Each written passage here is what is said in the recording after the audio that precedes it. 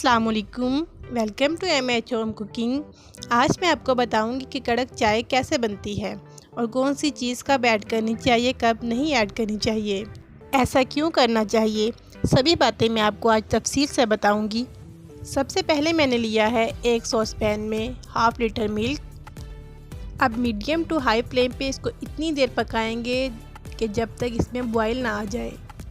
जब बॉयल आ जाए तो इसके साथ ही 2 से 3 अदद सब्ज़ इलायची और एक छोटा टुकड़ा दालचीनी का इसमें डाल दें।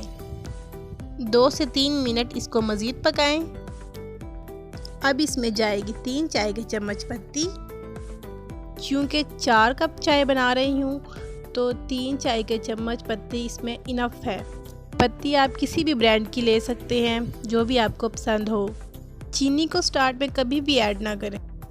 तब तक इसको पकाएं जब तक पत्ती अपना कंप्लीट कलर नहीं दे देती। चाय को अच्छे से फेंट लें।